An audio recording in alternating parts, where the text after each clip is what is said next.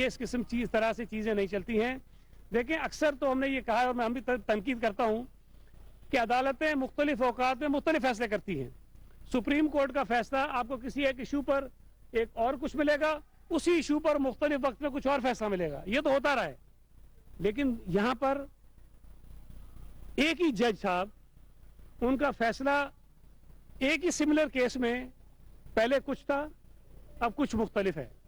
मिसाल के तौर पे जब ये जो लाइफ टाइम बैन लगाने की बात हुई या डिस्क्वालीफाई करने की बात हुई किसी सियासतदान को,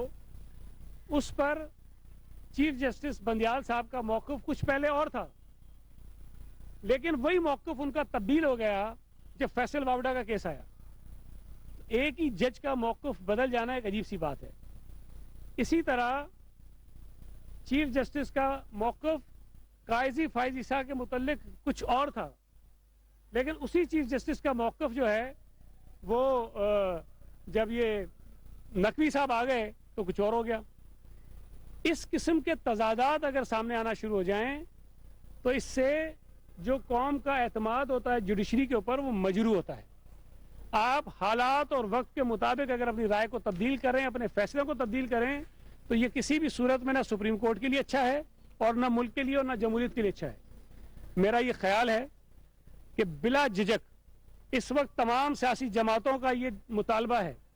तमाम वकला तंजीमों का ये मुतालबा है, तमाम फरीकों का जो उस मुकदमे में फरीक है उनका ये मुतालबा है कि आप फुल कोर्ट तश्कील दें और फिर आप ये केस सुनें। ये अजीब बात है कि 9 जजेस से ये जो बेंच था वो शुरू हुआ, सुकड़ता 3 जजेस पे आ गया है, और इन 3 जजेस में भी एक जज वो है जिसने खुद अपने आप को इस बेंच से पहले अलग किया हुआ है और उसने कहा था कि मैं ये केस नहीं सुन सकता, मुझे नहीं सुनना चाहिए, और आज उस जज को आप बिठा के ये केस सुन रहे हैं। तो मैं ये समझता हूं कि नामुनासिब बात है। इससे अदलिया मजीद मुतनाज़ा होगी, अदालती फैसला जो भी आएगा वो मजीद मुतनाज़ा होगा, और जो उसकी तौकीर है लोगों की नजर में उसको नुकसान पहुंचेगा।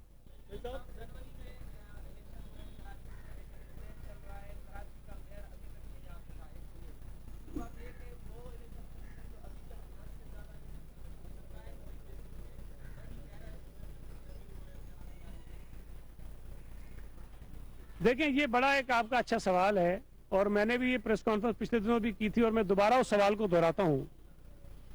कि मुझे इलेक्शन कमीशन को एक सबब बता दे, एक वजह बता दे कि जी ये वजह थी जिसकी बिना पर ये 11 यूसीज का इलेक्शन हमने जनवरी में नहीं मार्च में इसको शुरू किया है। देखिए, हमारा तो कहना यह है कि इन 11 यूसीज का इलेक्शन मेयर के इलेक्शन के बाद होना चाहिए,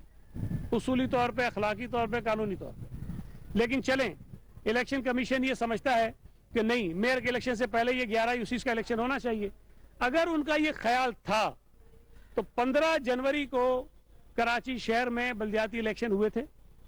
17 को, 18 को, 19 को, 20 को ये 11 यूसीज का शेड्यूल आ सकता था और फरवरी के महीने में ये 11 यूसीज पर इलेक्शन हो सकता था। कोई एक वजह बता दें कि ये जनवरी में शेड्यूल क्यों नहीं आया और ये 2 महीने के बाद उन्होंने शेड्यूल क्यों जारी किया है। ये जो ताखीर हुई है, उस ताखीर का सबब क्या है और उसकी वजह क्या है? कोई वजह आपको नहीं मिलेगी, लेकिन बहरहाल इलेक्शन कमीशन इसका जवाब दे। दूसरी बात कि ये रिवायत बहुत गलत है कि अगर कुछ सीटें खाली रह जाती हैं तो उन खाली रह जाने वाली सीटों की वजह से अगर आप मेयर का इलेक्शन रोकेंगे, चीफ मिनिस्टर का इलेक्शन रोकेंगे, प्राइम मिनिस्टर का इलेक्शन रोकेंगे, स्पीकर कौमी असम्बली या नेशनल असम्बली का इलेक्शन रोकेंगे,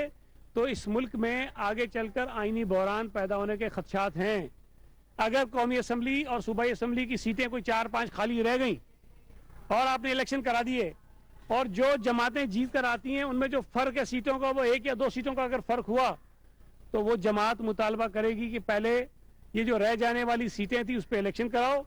उसके बाद आप जो है वो चीफ मिनिस्टर का या प्राइम मिनिस्टर का इलेक्शन करो। तो इस तरह प्राइम मिनिस्टर और चीफ मिनिस्टर का इलेक्शन कई महीनों तक लटका रहेगा, वो नहीं होगा। बहरहाल इलेक्शन कमीशन की ये दानिश है, वो ये समझते हैं कि उन्होंने ठीक किया, लेकिन मैं समझता हूँ ये गलत है। जो 10 सीटों की बात करें, मेरा ख्याल है 10 सीटें नहीं रुकी, अब कम है, लेकिन वो उनको कम जो सीटें रही कर देनी चाहिए।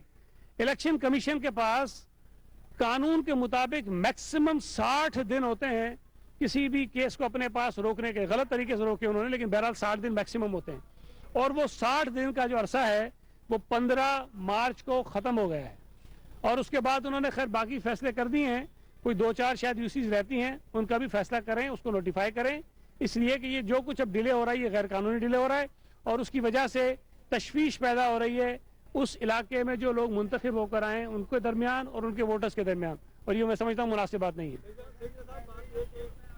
एक सेकंड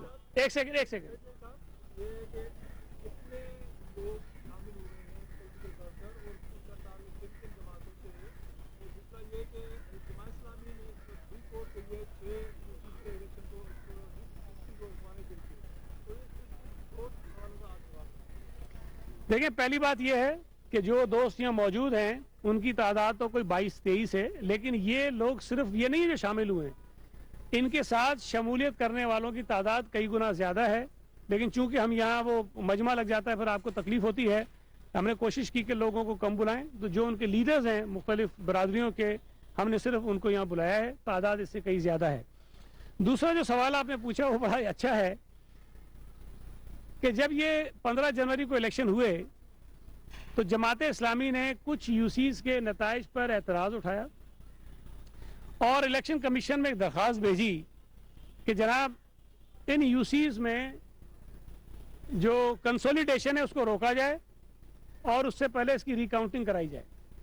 और वो दरख्वास्त भी हारने वाले उम्मीदवारों ने नहीं की, जमाते इस्लामी के किसी एक ओहदेदार ने की, जो खैर गलत थी कानून के मुताबिक, लेकिन बहरहाल की। और हमने पहली पेशी पर हमारे वकील ने यह कहा कि जो दरख्वास्त जमात इस्लामी ने की है, जो इनकी प्रेयर है जिसमें वो कह रहे हैं कि रिकाउंटिंग करा दें, वो प्रेयर आप अलाउ कर दीजिए, हमें इस पर कोई एतराज नहीं है। पहली पेशी पर भी हमारे वकील ने यह कंसीड किया, इलेक्शन कमीशन ने नहीं माना। दूसरी पेशी में दोबारा ये कहा कि जनाब ये मुख्तलिफ आप पेशियां देते जा रहे हैं, इसका कोई फायदा नहीं है, आप जो ये कह रहे हैं वो करा दीजिए। इलेक्शन कमीशन ने फिर वो नहीं माना, लेकिन उसके ऊपर एक कमेटी बनाई, उस कमेटी ने पूरा उसको स्क्रूटनाइज किया और करने के बाद उन्होंने अपनी रिपोर्ट सबमिट की। उस रिपोर्ट के आने के बाद इलेक्शन कमीशन ने यह फैसला किया कि ये जो 6 यूसीज हैं जिनकी कंसोलिडेशन भी नहीं हुई रिजल्ट की, उसको उन्होंने रोक दिया था कि उसकी रिकाउंटिंग करा के इसका ऐलान कर दिया जाए। जो जमात इस्लामी है वो इस्लामाबाद हाईकोर्ट चली गई, वहां पर वो ऑर्डर मेरे पास पड़ा है। इस्लामाबाद हाईकोर्ट का जज इनको कह रहा था कि जनाब मेरे पास आप क्यों आए, ये तो कराची का केस है, आप जाएं कराची में जाएं, सिंध हाई कोर्ट में जाएं। तो वहां इन्होंने बहुत रोना धोना डाला कि जनाब वो रिकाउंटिंग हो जाएगी तो इसका ये हो जाएगा वो हो जाएगा, मेहरबानी करें उसको रोक दें। तो उन्होंने रोका, लेकिन जिस दिन उन्होंने रोका शाम को ऑर्डर इशू हुआ, उस दिन उस ऑर्डर के इशू होने से पहले उन 6 में से 5 यूसीज की रिकाउंटिंग हो चुकी, सिर्फ एक रह गई है, क्योंकि उसकी रिकाउंटिंग अगले दिन रखी हुई थी तो वो नहीं हुई। अदालत के फैसले की रोशनी में वो रोक दी गई, लेकिन गालिबन 4 या 5 तारीख है, मुझे यकीन है कि वो जो इस्लामाबाद हाईकोर्ट का स्टे वो खत्म हो जाएगा और उसकी भी रिकाउंटिंग हो जाएगी। 5 यूसीज जहां पे रिकाउंटिंग हुई है, पीपुल्स पार्टी पहले नतीजे के मुताबिक पहले भी हम जीते थे, रिकाउंटिंग के नतीजे में हम जीत गए, तो वो फैसला बिल्कुल क्लियर है, वो हो गया है। लेकिन जमात इस्लामी जो कह रही थी रिकाउंटिंग कराओ, अब जाके कह रहे रिकाउंटिंग रुकवाओ। इसके बाद हाँ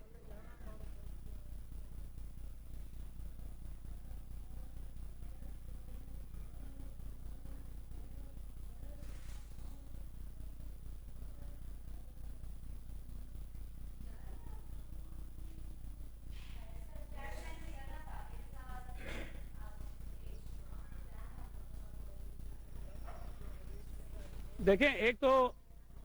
ये बड़ा अफसोसनाक वाकया हुआ कल, बेगुनाह गरीब लोगों की जानें इसमें गईं।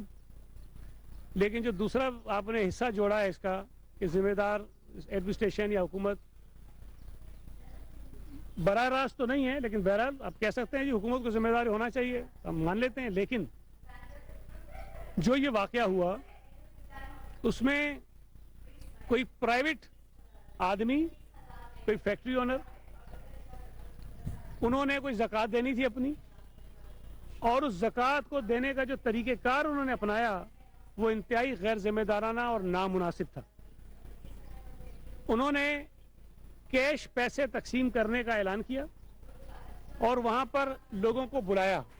वो बहुत छोटी सी जगह थी, उस छोटी सी जगह में कई सौ लोग जो है वो खासतौर पे औरतें और बच्चे थे, वहां वो गए और उन्होंने पैसे तकसीम करे वहां पर। उस पैसे तकसीम करने के दौरान वहाँ भगदड़ मची और उस भगदड़ के नतीजे में ये कोई 25 के करीब अफराद जो थे वो जख्मी हुए, जिसमें से कोई 12 जो है वो बेचारे जहाँ बहक हो गए, जिसमें औरतें और बच्चे शामिल हैं। ना उन्होंने इस जो इवेंट ये कर रहे थे, जो तकसीम कर रहे थे ज़कात की, ना उन्होंने पुलिस को बताया, ना उन्होंने एडमिनिस्ट्रेशन को बताया, ना किसी और इदारे को बताया कि जनाब हम कोई 500, 600, 700 लोग इकट्ठे कर रहे हैं और हमारा ये नेकी का एक काम करने का इरादा है, लिहाजा यहाँ पर आके कोई इंतजामात में हमारी मदद करे। किसी तरह का कोई उन्होंने किसी को इत्तला नहीं दी। तो ये कुल्ली तौर पर जिम्मेदारी उन लोगों की थी जिन्होंने ये किया था, और उस पर मुकदमा भी हुआ है, उस पर गिरफ्तारियां भी हुई हैं, और उस पर जाहिर है कि उन्हीं के खिलाफ कानूनी तौर पर कार्रवाई भी होगी। लेकिन मैंने रात भी ये इल्तिजा की, दोबारा गुजारिश कर रहा हूँ आपके तवस्सुत से कि जो मुखय्यर हजरात गरीबों की इमदाद करना चाहते हैं रमज़ान के महीने में, अल्लाह को राज़ी करने के लिए ज़कात देना चाहते हैं, खैरात देना चाहते हैं, सदका देना चाहते हैं, बराए मेहरबानी वो इस तरीके से ना करें। ना तो उन गरीबों की इज्जत का तमाशा बनाएं, ना उनकी जानों को रिस्क में डालें। हुकूमत से रब्ता करें, इदारों से रब्ता करें। कोई बेहतर तरीका भी हो सकता है इस इमदाद को तकसीम करने का, जो बैठकर तय किया जा सकता है, ताकि ये जो मुस्तहिक लोग हैं उन तक भी पहुंच जाए और पर्दे में रहकर पहुंच जाए, ताकि उनकी जानें भी बचें, उनकी इज्जत भी बचे। जी वो जब्बार जी जी एक जब्बार।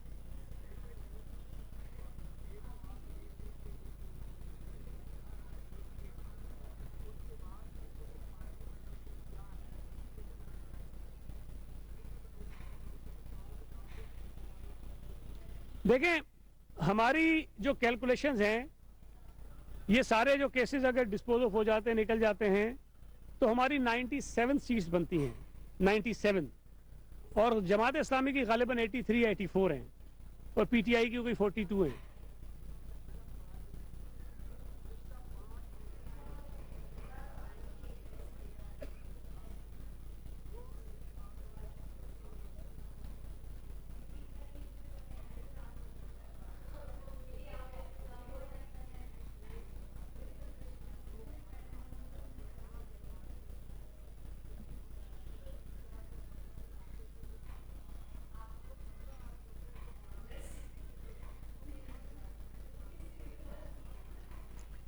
देखें, एक तो